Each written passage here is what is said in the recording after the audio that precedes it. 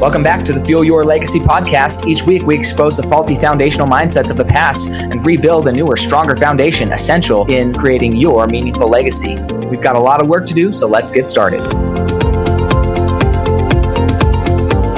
As much as you like this podcast, I'm certain that you're going to love the book that I just released on Amazon, Fuel Your Legacy, The 9 Pillars to Build a Meaningful Legacy. I wrote this to share with you the experiences that I had while I was identifying my identity, how I began to create my meaningful legacy, and how you can create yours. You're going to find this book on Kindle, Amazon, and as always on my website, samknickerbocker.com. Welcome back to the Fuel Your Legacy show. And today we're going to have another incredible guest. Super excited for this. We met just briefly at a conference here last week and just liked his energy, liked his story, wanted to get to know more about him and what makes him tick and why he's made the moves in his life that he has. And I think that it's a valuable story to share. So this is Dan Dukeman, and he has been, in the past, I guess he's retired right now, retired firefighter, EMT, did that for 20 years. And then now he's turned into a real estate agent / investor, PTSD survivor, and now is helping other people find their way out of that darkness so they can thrive and live their best life. He's got a podcast, which I'm going to let him tell you a little bit more about. But at the end of the day, just like there's people who need information, we need conversation, we need connection, we need to understand how each other are feeling. And that's one of the things that right now we're focused a lot on this podcast is what are the right questions to ask ourselves? And especially when we're coming from a PTSD situation or a depression, anxiety, those types of situations, what questions can really help us get out of those spirals? Because we all, I shouldn't say everybody, I know I've experienced those spirals at times in my life, and I know many other people do. So what are some good questions to help us pull out of that? So here we're going to talk to Dan about what he's done and how he's done that. So Dan, go ahead and share with us kind of your history and how you got to where you are and why you're so excited about where you're headed. Yeah, absolutely. Thanks for having me on, Sam. So growing up, I had a life like everybody else, pretty good parents, dealt with my share of hardships and difficult times. As human beings, we find as we go through life that there's always people that will treat us really well and treat us really awful, right? And that can be in any aspect of things. So we all learn and adapt and grow, and those things affect us in different ways. For me, service was always a big part of my life growing up. My parents really instilled that in me and encouraged that sort of thing. I never really liked school. So the way that I got into the fire service was I basically had hit a point my senior year where I was either going to go and be a welder, machinist, or fight fire. And one, I knew had a really good paycheck right out of the gate. And I enjoyed it, but it didn't really fuel me. It didn't really give me that passion, right? So I opted my senior year to go right into fire school. And I graduated on like a Thursday, and on a Monday, I started in the fire service. 18 years old, really just dove right in. I've always enjoyed helping people. And one of the things that led me to that around 16, 17 years old, there was a really bad traffic accident in front of my house growing up. And it was a Super Bowl Sunday.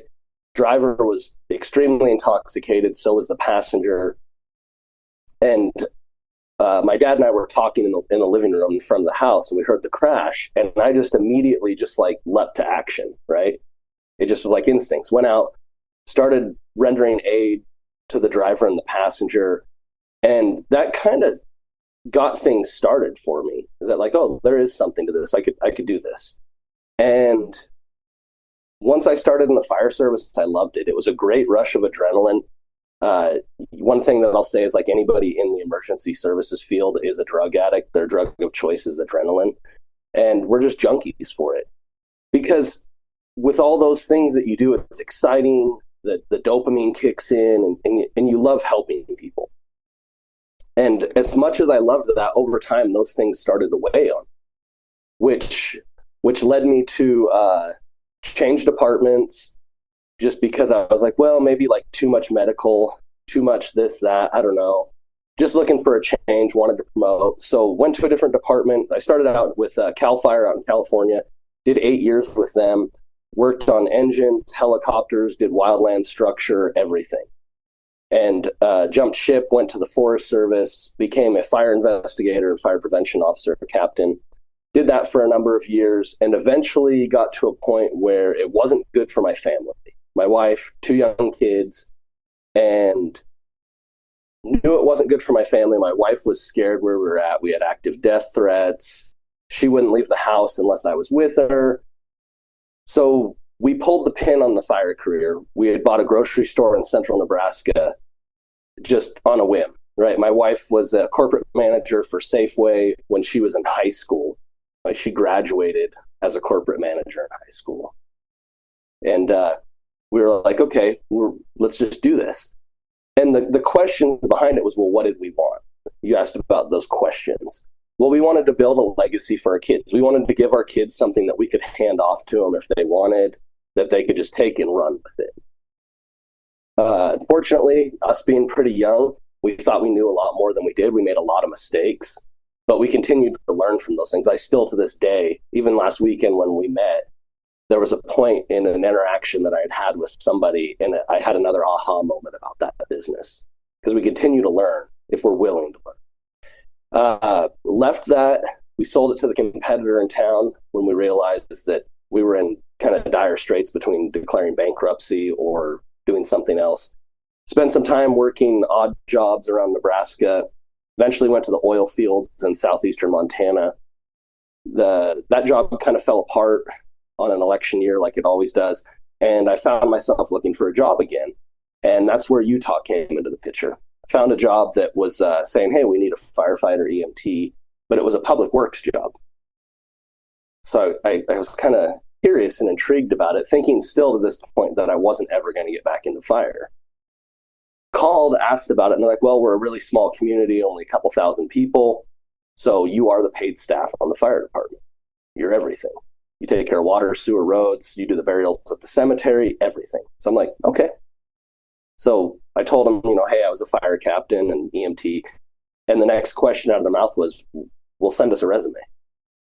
When are you going to do that? I was like, okay, fine. So send them a resume.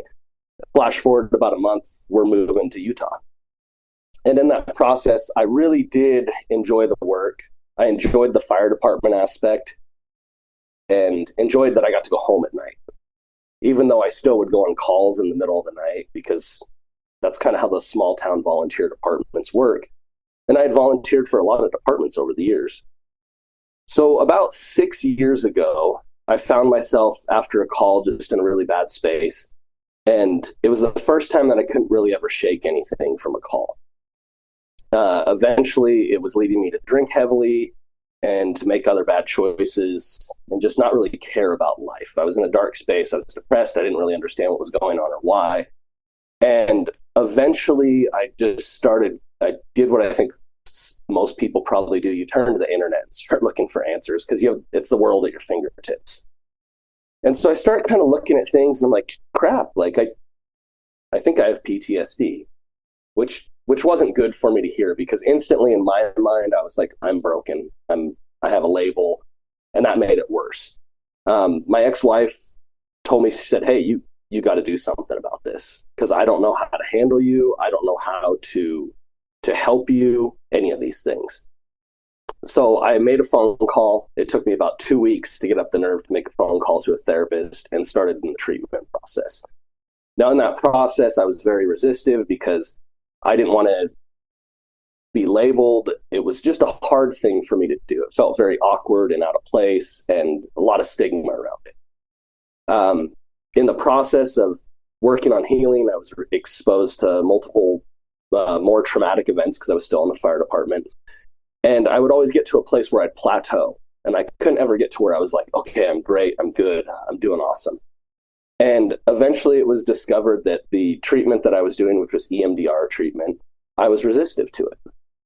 So we kind of had this moment of, well, what do we do next?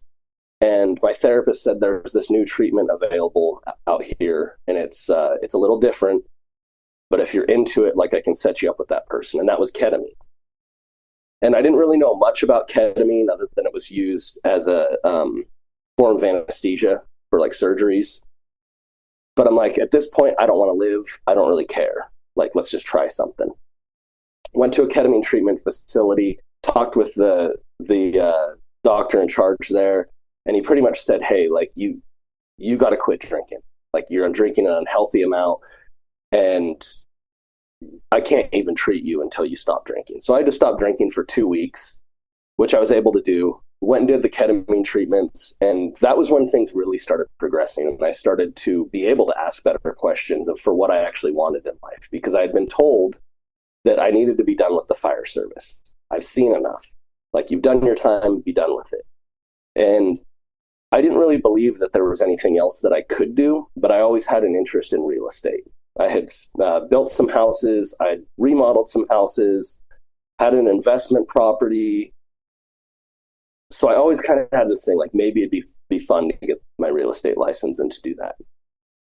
And a series of events, life happens, right? I got a divorce. I made the decision when my wife and I divorced that I wasn't going to cope with alcohol. I wasn't going to go meet people in the bars. I wasn't going to associate myself with anything negative or anything that would lower my vibration, right? I wanted to exceed or excel in life. I wanted to do the best that I could and be the best person that I could. So I just kind of did some soul searching and wasn't really sure what that was. I started really honing in my workout routines and eating better and just working on myself. I went all in on myself for the first time in my life. In the process of that, I met some people that led me to some coaching groups. I'd never done any sort of coaching groups before. I always kind of felt turned off by them. But I was all in. So I tried it. I met an even bigger network of people and really was encouraged to share my story. And that was a scary thing for me. I hadn't been on social media for a number of years because I didn't see any value in it. I'd done public speaking in the fire service, but I was scared to record myself and post it on the internet, right? So eventually, late one night, I did it. And it was amazing the response that I got from that, from people saying, we didn't know that this was going on with you. We're glad you're doing better. To people saying, like, hey, I experienced this too, or I had a loved one that committed suicide. And all these events that had just unfolded because of me being willing to share my story.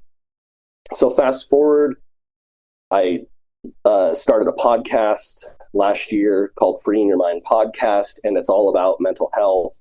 I interview first responders, military, and just everyday people, anybody who's willing to share their story of mental health and their journey to overcome those struggles and learn to thrive. And that's been a really big drive in my life because A, it was therapeutic for me, and B, it's therapeutic for other people to share their stories as well as those listening. That's led me to do a little bit of coaching with people and help them find treatment options that work for them, as well as get them started in the treatment process, and then just somebody that's there to mentor and guide them through that process. Got my real estate license, and that was a few months back, and I decided when I did that, I wanted to quit my job. I had a goal at the beginning of last year that I wanted to quit by the end of 2023. And this was rapidly approaching, and I had to have some parameters to do it. I had to have enough money set aside. I had to have everything in place. And, grace of God, whatever it was, everything lined up. And then I had to make that choice to actually jump off the cliff and do it. And we all have a little bit of fear and hesitation with those things. And I sat there and I asked myself, why am I afraid? And obviously it was the security of a paycheck job and knowing that I was going to get a paycheck no matter what. And then the next question I asked myself was, are you happy in that place that you're in? And the answer was no. So the third question was, then what is there that's holding you back from doing exactly what you want? Everything else was lined up the way it needed to be. And the only answer I had was that I was the only one holding myself back. And I made a promise not to do that. So I said, well, that's it. It's time to go. I put in my notice, gave them, actually my boss, less than a week because the way some holidays fell. And I was out and went all in. And it has truly been the most stress-free experience of my life. especially given that I was so afraid of leaving a secure paycheck. But to be able to do what I love every day, day in and day out, interact with people, look at houses, help people buy and sell homes, work on investment properties. Last week, I picked up my first flip down in Salt Lake City. So we're going through the work right now it was an auction property. So we're going through the work right now to evict the tenant.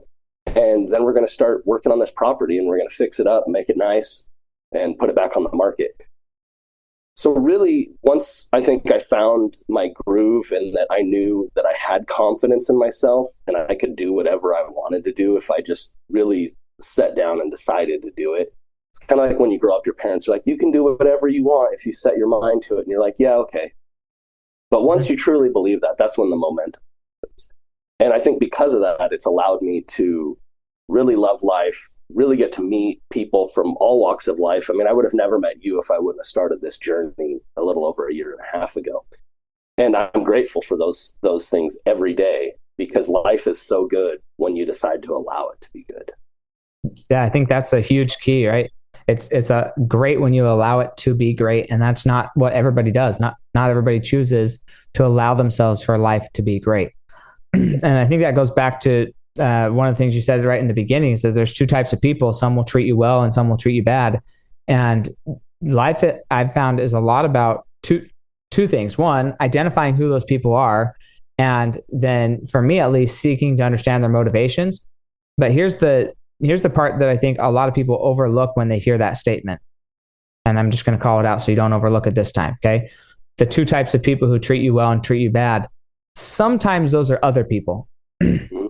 But most of the time, those two people are inside your two ears. They're in between, like they're inside your own head, right? So you are the person who's going to treat yourself bad and treat yourself well, sometimes a little bit of both. And so how do you manage those types of people in your own head?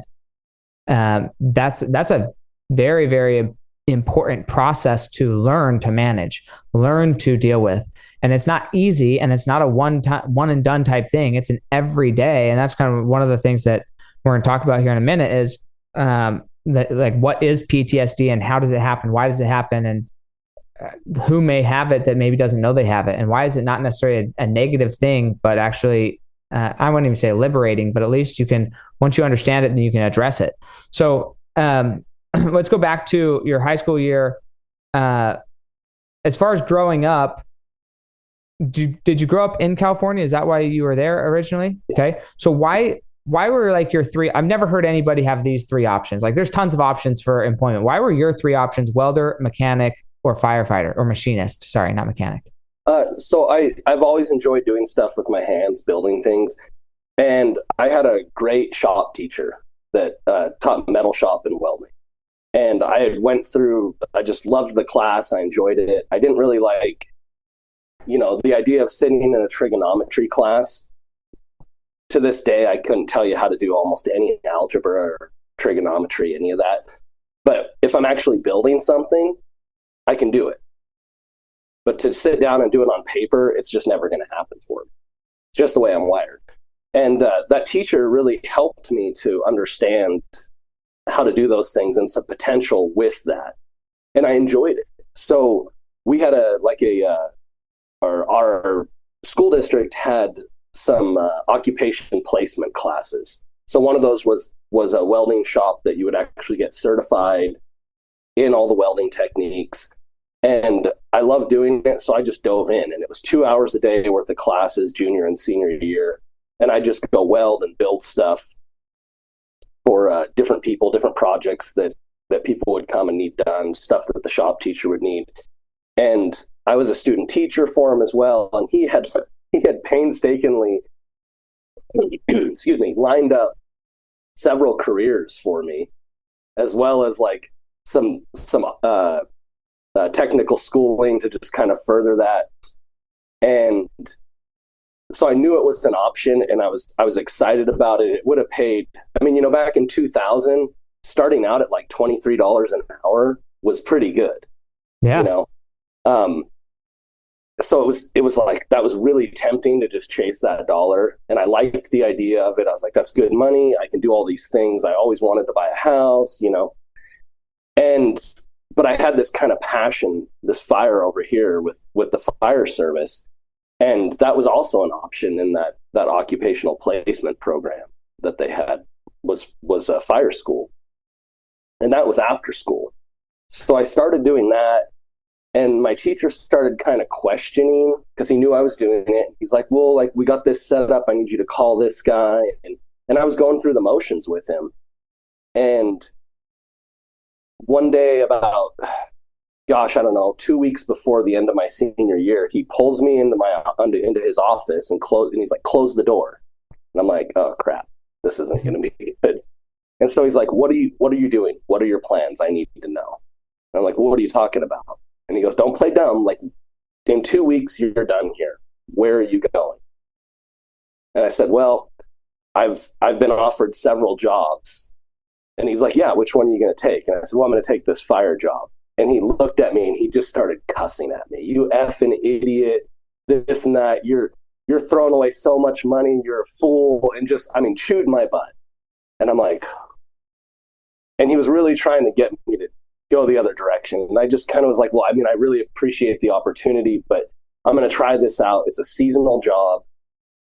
I'm going to go to school in the fall over in, I think it was Orville or Butte College, and continue like some schooling on everything. And he's like, well, you're throwing this 6 months away that you could be working a job and, like, you know, gaining traction there. You won't even need the school. And I left his office feeling like really bad. But ultimately, I knew what I wanted to do. And so I went for it. I took the fire job, started the Monday after I graduated. And so those three options, I just weighed them out. And I think, you know, at the time, maybe I would have been better. You know, I maybe probably would have saved myself the years of trauma I was exposed to. But you never know, like, what would I have dealt with if I had gone the other path? So I think really the decisions we make are all for a reason, and there's no sense in looking back on it. So I very much have always like known, like, this was the direction I wanted to go. This is the direction I went, and it happened for a reason. Yeah. Well, I think that something that's important that you kind of started out with, as well as, what do you have a natural inclination or affinity to? Now, that doesn't always mean that that's the direction you should go. I think in a lot of cases, getting, like, these are still all very surface level. When I say surface level, these are the first line defense of, like, okay, welder, machinist, firefighter. What about each of those things do you love doing? Well, I love that I can do it. I love that it comes natural. I love that maybe I'm serving people, I'm helping people, I'm preventing. So there's a lot of other, when you're thinking about what you do versus why do you do what you do, and so many people only look at what they're doing rather than the why behind what they're doing. And when we start to look at the why behind what we're doing, then we actually can see that there's other professions, there's other things in our life that actually either fulfill our desires more and better, or at least equally with less downsides. You know, so it's like there's an element of that where asking yourself, you know, well, why would I be good at this? Why would I enjoy this? Now, here's a question I have. When you went into firefighting, that was seasonal, and it was probably actually more firefighting than EMT work, I would assume, based on where you're saying, or did you know you were getting into EMT? Because most firefighters I talk to, they go into firefighting because they like firefighting. And then, this is no disrespect to EMTs, we need them, but then they get stuck doing their grunt work of EMT work. And it's like, they only get to do a fire like 2 or 3 times a year, and they're doing EMT work 2 or 3 times a week or more. And they're like, okay, most firefighters are actually really good EMTs, but they still have to stay physically fit enough to fight a fire. So I'm not saying like that it's a bad thing, but it's just fascinating that people get into it thinking one thing and then find out that really the job of a firefighter is really a job of an EMT. Yes. And so how did that square in your mind when you're going through this and you find out, man, this isn't what I really signed up for? I'm not against it. Like, I still enjoy it. I'm still helping people. I'm still all of those things. You had that previous experience as maybe not being an EMT, but being the first responder to a horrific accident. So what were you expecting when you said, yeah, I'm going to go be in the firefighter? So I knew there was going to be some medical stuff involved. And you know, they don't really talk about the statistic, at least at the time they didn't, that, you know, really 90% plus of your calls are medical in nature. And it's probably even more now because of the updates in fire codes and, all the things that we've done to reduce fires. So I knew it was a part of it, and I was actually okay with it. I was in Boy Scouts growing up, and we were like big scouting family, and my dad played a really active role in that. So, we'd always been CPR certified and first aid type stuff. So it didn't really bother me, and I actually enjoyed it and just ran with it. Initially, really, I would say probably a lot of the things that you see and deal with, you don't really know that they're bothering you at the time, or you just kind of subconsciously know, but you're like, just fine, we'll deal with it later. And it isn't until well down the road that you realize you've developed all these habits to deal with those things. And unfortunately, a lot of times they're not positive habits. They're not going out and doing those. Sometimes, so on that vein, sometimes the habits are masks of actual actions. For instance, drinking or drug abuse or whatever it is. Sometimes they're actual proactive things you're doing, but some of the habits are not that at all. Some of the habits are identities or ways we view the world. So what I recognized caring for my little sister before she passed of cancer was it wasn't like a habit that I started doing one certain thing more than before. But what was happening is when I was encountering a health situation with somebody that I loved that I was not able to control, then my solution was dehumanization. And it's it's this horrific thing. I can mentally deal with this if I just deal with it as it's just an arm. It's not a person. It's an arm. The person's inside their head, whatever, right? If you start to separate out what you're doing from reality, then you can deal with it. But when you're sitting there thinking, hey, this person has a family, this person has a mom, a brother, a sister, a child, whatever, and you're going through all of those emotions and the impact of what's happened, I feel like a lot of that, it would be more stressful, the PTSD would be worse if you actually did allow all of that to happen.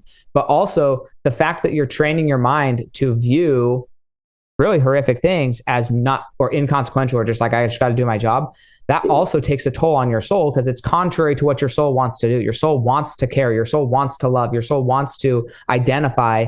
And then you're saying, nope, I can't identify because I have a job to do. And I'm we need people who can do that and transition into just machine mode and get it done. Soldiers have to do it. There's a lot of people who, I'm grateful that there's people who can do that. And I know that I can if I have to, but I really don't like to. And so, yeah, how did the mental side of it play into the physical side? Because obviously you had some of both, that sounds like. Yeah. So I think, when you get there, you get on a call and it's your job. It's not your emergency, but it's your job to mitigate it and to take care of the situation. And so obviously we do bottle up that emotion and the things behind it. When you're, for example, if you're doing CPR on somebody and their family members are all in the room, they're just crying hysterically. And, usually somebody on the crew will try to remove the family members out of that space and talk to them or do something to kind of let us focus, right?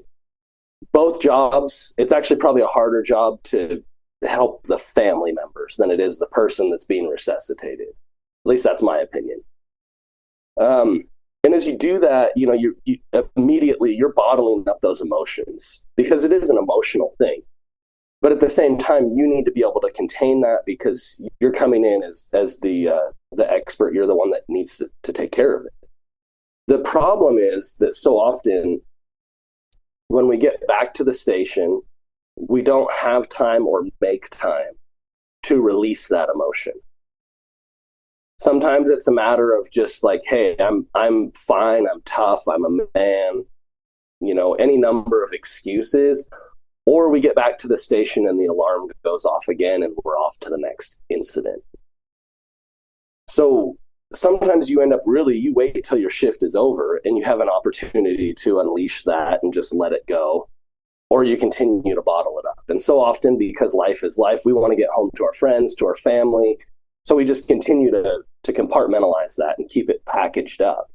Well, and just curious right there, how much of, my the stuff I deal with on a day-to-day basis in my business is not near as graphic or PTSD-ish of what maybe a firefighter would go through. But there's still like that level of like, I can't come home and talk to my wife and my kids about what's going on. Not that I can't, but like there's a noble desire of a man, I feel like. And I feel like this happens on the woman's side as well with her responsibilities, but there's a noble desire to not offload your stresses onto them. Not because I think I'm a man and I should be able to handle it myself. I don't think that at all. It's more just like, man, this is really heavy. I don't want to cause my loved one to also experience heavy things. Like why make two of our lives miserable type of, it's a feeling, at least for me. I'm just being honest. That's a thought process. Like, man, 100% valid and happens a lot. Yeah. So what is a solution and what's an ideal scenario in that? Because although we're not all firefighters who are listening to this podcast, we all are experiencing things, and PTSD can come from any matter of things. What is a proper, I say proper, but like maybe a healthy outlet and time frame to address those feelings? And how do you structure a relationship to where that's the nature of a relationship, or that's at least a safe conversation inside of that relationship, and understanding that without it making it somebody else's problem. Just like their emergency doesn't need to be your emergency. Well, your mental state of trauma doesn't necessarily need to be somebody else's state of trauma. But how do you share that without it becoming a state of trauma? And so, there's a lot of things that you can do on a personal level to cope with it. The easiest way, like in the emergency service, and it was still is difficult at times for a lot of people, but they have made opportunities where we do these after action reviews or critical stress debriefings that allow you to really discuss these things. The stress debriefings allow you to really just in open forum, anybody who was on the call is there. It's not anybody who wasn't. So it gives you an opportunity to talk about, hey, this was really hard. Whatever it happened to be. The problem is that there's still a certain level of a lack of vulnerability that we all have. And it's getting better, but usually it takes one person to be willing to do it. The question about that vulnerability, in certain industries, like if you express too much vulnerability, then maybe not get fired, but like you can't work for a little bit because it's like, well, it really impacted me too much. And so if it impacts you too much, then we're going to have to, whatever they call it when they put you on hold for a little bit to let you recover. And then maybe that decreases pay. Maybe that compounds all of the stress. So it's like, these are scenarios where it's like, how do you provide a safe space for vulnerability and say, hey, it's, as a society, it's okay that they went through this. It's okay that they maybe like are experiencing trauma from this. And that doesn't make them unfit to go help the next person. I'm curious, honestly, what's the... Yeah. So, and those are all very real concerns. And that's why a lot of people don't speak up. So on a personal level, it's always really important to have your own personal outlet, whether that's a friend or a loved one that you can talk to that will just listen. And a lot of times maybe you just need to preface it with, I just need to unload some stuff. And I don't need you to say anything, because a lot of times if I just started unloading all this trauma on you right now, you'd be like, I'm sorry. Like, what do you say? And so you find things personally that fulfill you, right? And this was a problem that I didn't have. I didn't have these tools established. And this is why it's so important to establish these tools early on. So maybe that's, we all want to be in good shape, but maybe working out is your outlet. That after a bad call, you're going to go for a run, or you're going to go throw some weights around and just blow off some steam and get that out. Maybe it's meditation. Maybe there's something that you like to do that's a craft or a hobby that allows you to just shut down for a minute and just kind of internally process those things in your head and file them properly in your brain. And then you're able to move on. Other times, a lot of people, I was scared of the whole like therapist world, because I was like, that's for crazy people. That was what I thought. And now I know that it's not that, or I just lie to myself and I really am crazy. Who knows? But maybe you're crazy. Maybe we're all crazy. Maybe we're all crazy. I can't recommend therapy enough. And it does take some time to find someone who meshes with you. It maybe not be your first try with somebody. But what I've found with that is it's a safe space to talk. It's a person who is non-judgmental.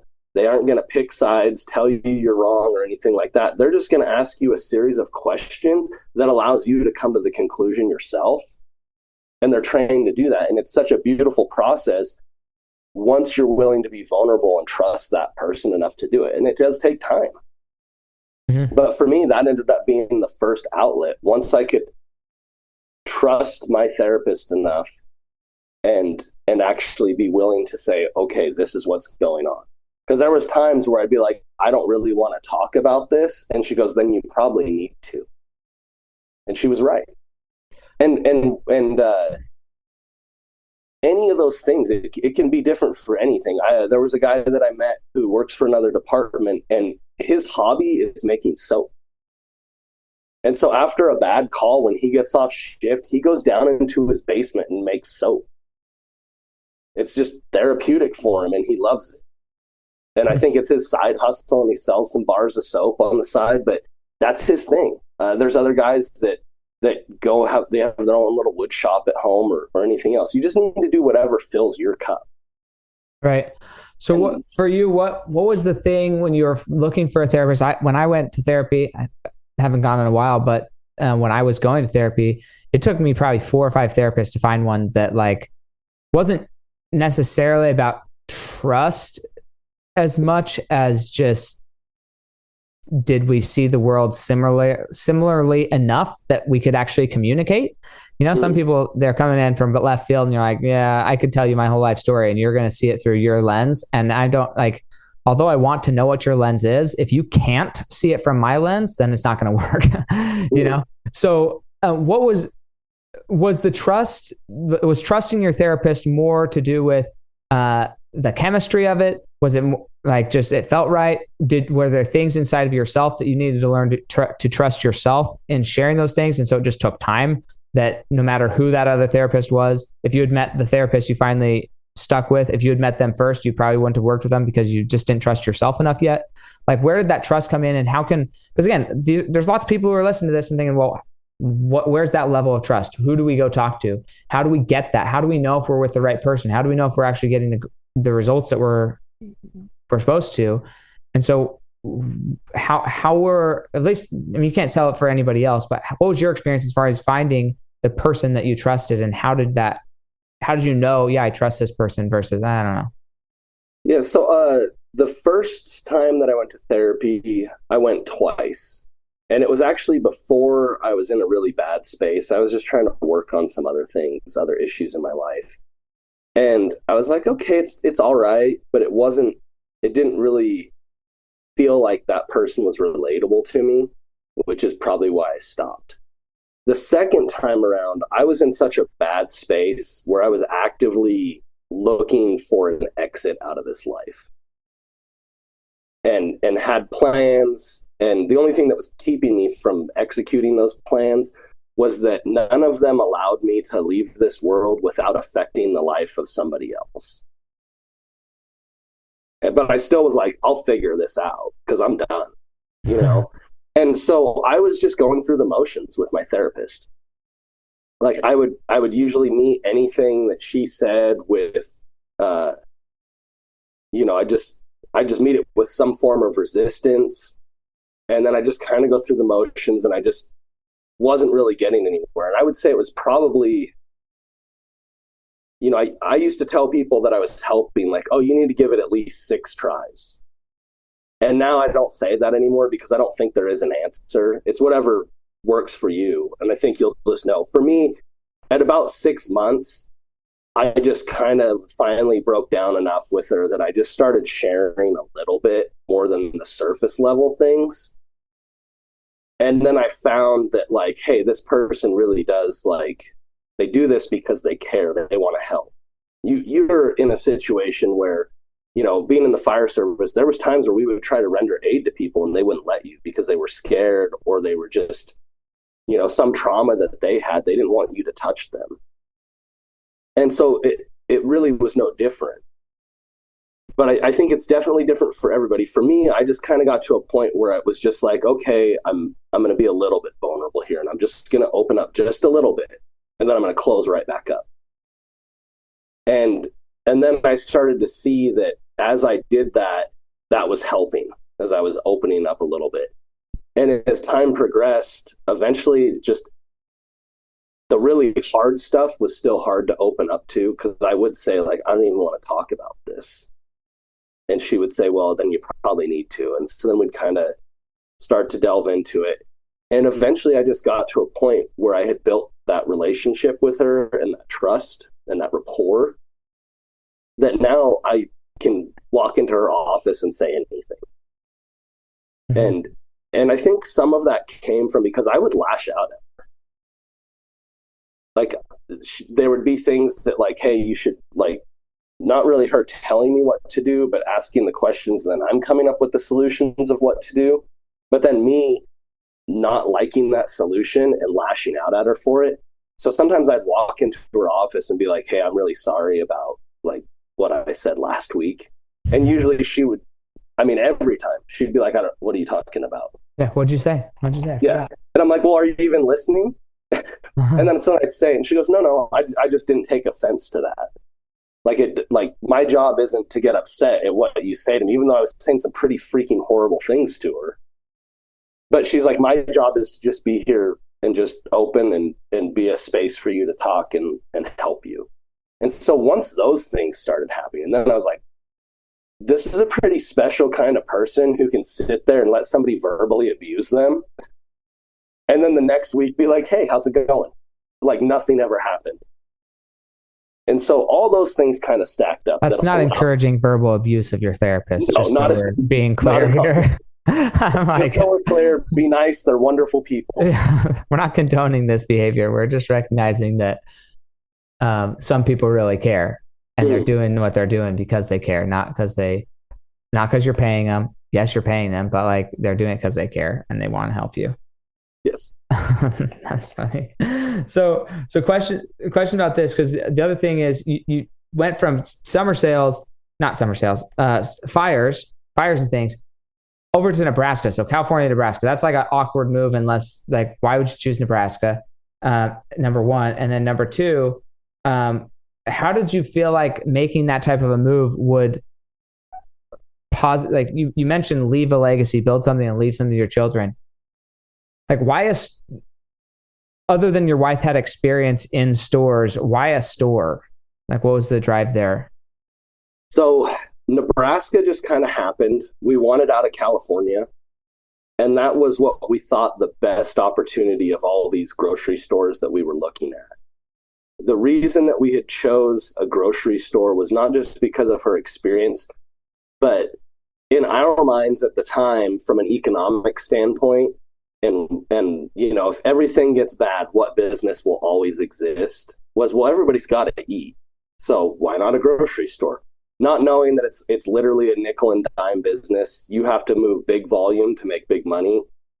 You know, pretty much your 5-10 cents that you make on every item that you sell. So, but not knowing that. It's fine if you're Walmart, but yeah, or Costco, or, you know, if you're in a quote unquote town where there's 5,000 people, it's you're not moving much. Yep, not moving much. So the idea behind the legacy was just that we both really wanted to do more and do better than our parents did. Not that we ever felt like our parents didn't do good enough. We just always had this thought process of, you know, your parents raise you to the best of their ability. And so as a parent, we both decided that we want to raise our kids the best we can. But the way that we would see that our kids are thriving in their life is to see them raise their children better than we raised them. Mm-hmm. So generationally, we taught there's just this thought process of like generationally, each generation rises incrementally because of the lessons learned from the previous generation. So we really felt like us being willing to just dip out on the 9-to-5 paycheck, work your life until you're like 70 and then retire for a few years, we really felt like we were going to build the life that was going to allow us to be present with our kids all the time, and to just teach them that they could do whatever they wanted to do. And in the end, those were all really great ideas. We didn't mentally prepare ourselves. We didn't do the homework ahead of time to actually be in that mindset of what actually needed to occur for that to be a success for us. Our kids were young, so they remember it. The biggest takeaway that I think my oldest daughter remembers about it was that there was a time period where we chose which bills we were paying and that we weren't. So she has this profound sense of money management and saving because she saw us just like, okay, we've got this much money and we've got to make it last the month. So like when we go to the grocery store, it was like, hey, if it's not on the list, we're not getting.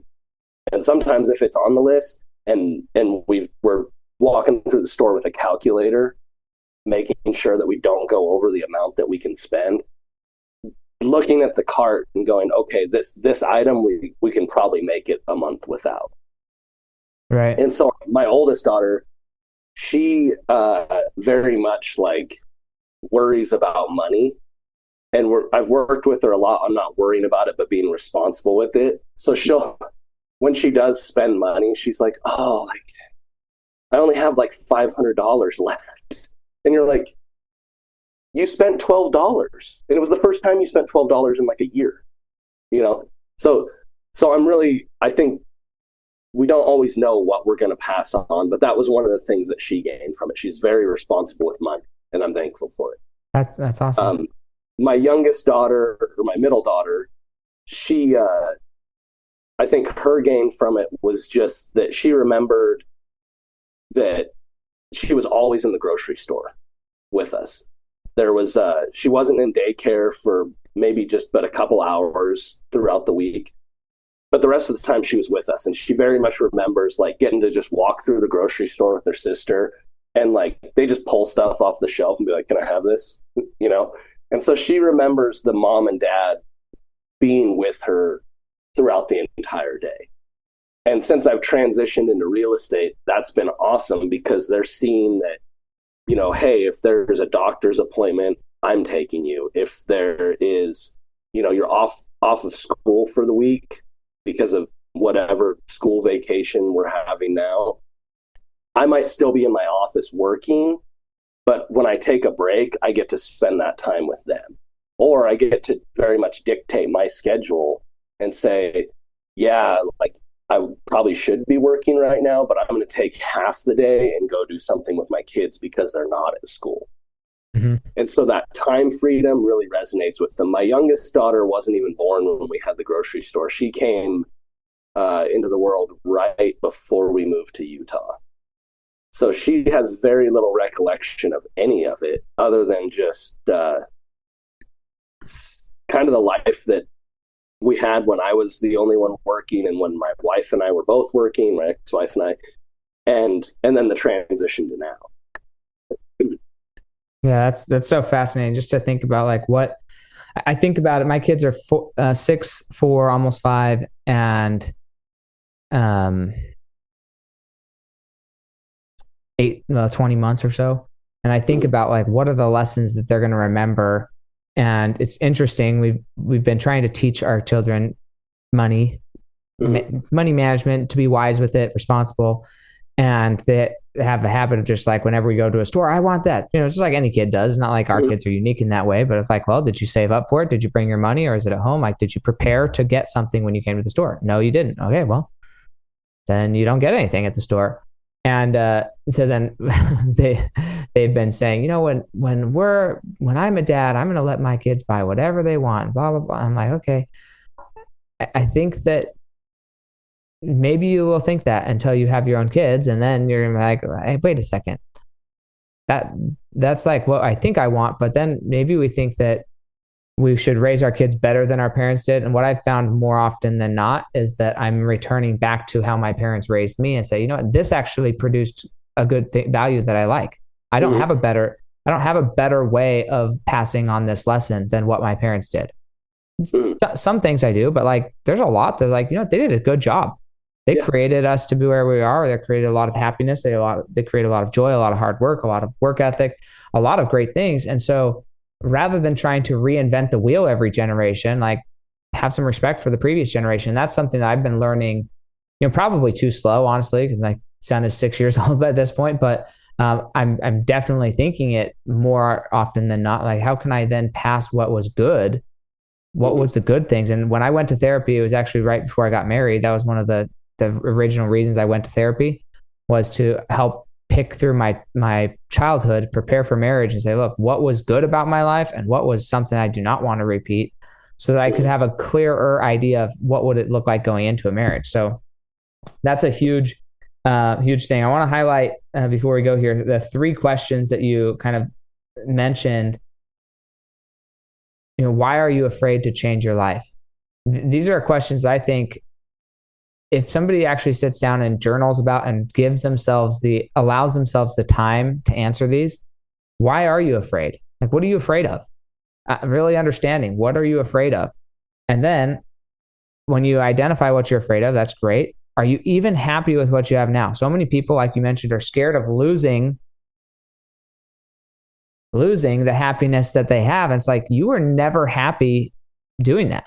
The reason you've been wanting to change, the reason that you've felt like, hey, something needs to die here. It's kind of funny. Suicide is generally a more negative connotation to it. And I'm not making light of anybody's suicide, but I'm curious from your perspective, because I've experienced it, or the desire to, and had friends who actually completed it.